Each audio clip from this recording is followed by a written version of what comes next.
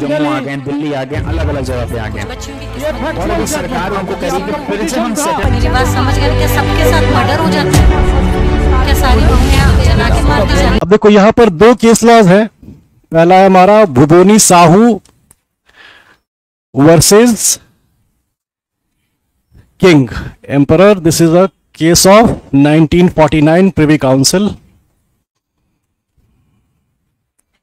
And the second one is Dagdu versus State of Maharashtra.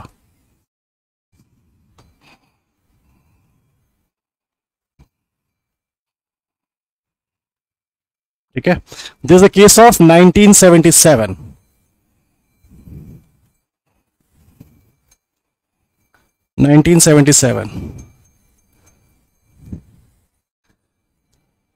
देखो इन दोनों cases में क्या चीज समझाई गई थी।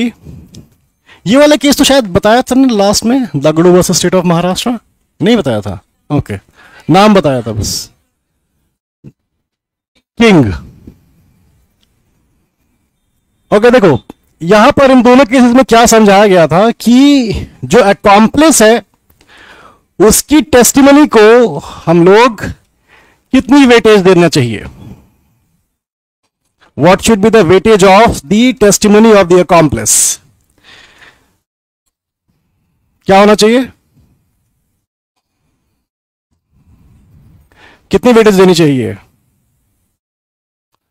अच्छा, accomplice is also a participant in crime, ठीक है। If he is a criminal and he has confessed to committing a crime, तो क्या उसकी बात पे भरोसा करना चाहिए? Because he himself is a criminal. भरोसा करना चाहिए? नहीं करना तो नहीं चाहिए, बट देन वॉलंटरी कन्फेस भी कर रहा है तो मे भी भरोसा करना चाहिए, ठीक है।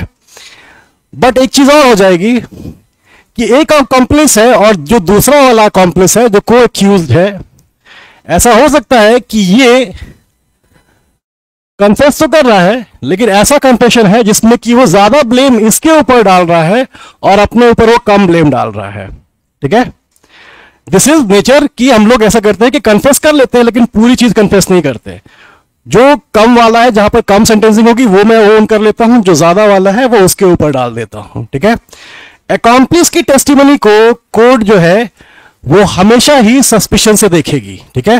एंड द रीजन इज, पहली बात कि he himself is the criminal. दूसरी चीज कि he may put the entire blame on the opposite person. तीसरी चीज कि कोर्ट जो है अकॉम्प्लिस की टेस्टिमनी एक्चुअली नहीं होती, वो एक्चुअली होती है अप्रूवर की टेस्टिमनी, या जिसे हम लोग कहते हैं गवर्नमेंट विटनेस। तुम लोग को लास्ट लेक्चर में होमवर्क दिया था, हु इज एन अप्रूवर, पढ़ा क्या है, कौन होता है अप्रूवर? जिसको पार्डन मिल जाता है और ओथ दिलाई जाती है फिर, ठीक है। जब अकॉम्प्लिस को पार्डन दे करके और ओथ दिलाई जाती है कि whatever you are going to say will be used as evidence, ठीक है।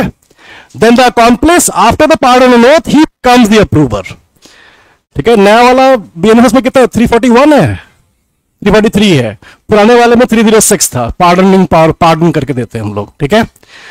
अब अप्रूवर जो है, बिकॉज ही हैज, यहां पर क्या होता है, they actually talk to the prosecution. Prosecution कहती है कि अगर हमारे विटनेस बन जाओगे तो हम लोग कोर्ट से बोलेंगे कि तुम्हारा सेंटेंस कुछ कम कर दे इसके लिए, ठीक है।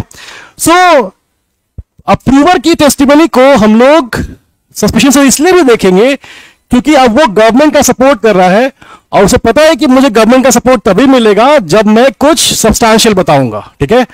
तो सब्सटैंशियल बताने के चक्कर में क्या करता है, गवर्नमेंट के केसों को ज्यादा ही सपोर्ट करने लगता है, ठीक है। तो यहां पर अप्रूवर की टेस्टिमनी को 3 रीजन से हम लोग बहुत ज्यादा क्रेडिट नहीं देते। पहला, ही himself is a criminal.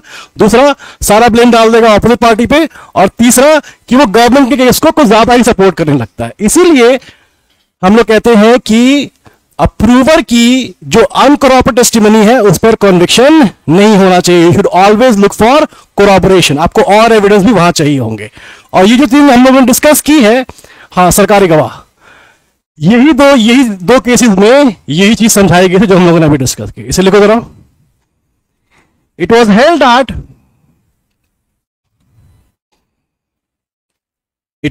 That the testimony of the accomplice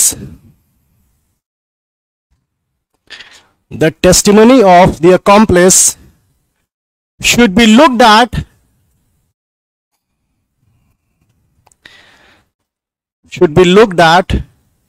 with full faith,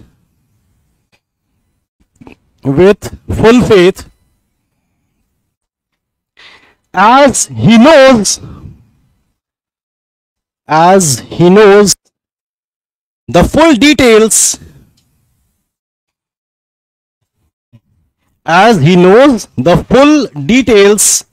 of the crime.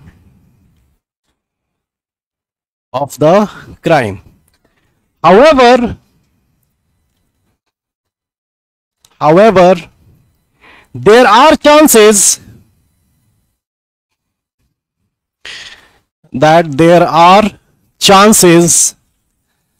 that he may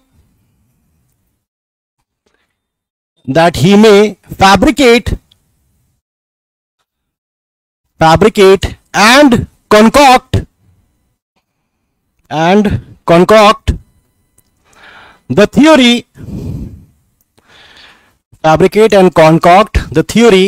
to make the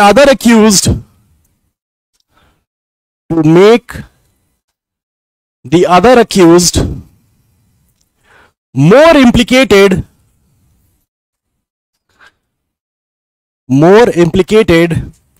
in the crime.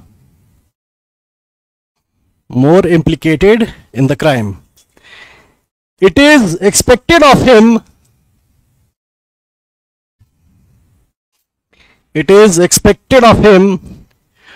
to be overexcited in order to support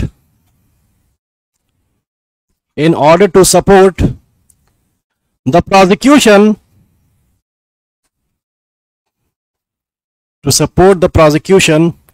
as he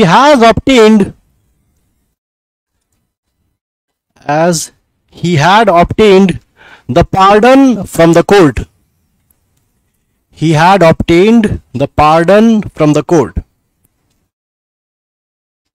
There is a good chance he may almost entirely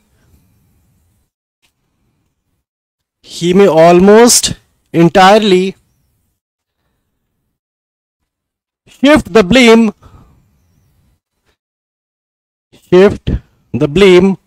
on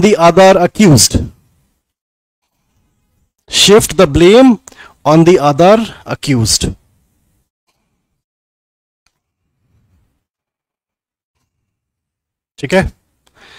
Subscribe for more content.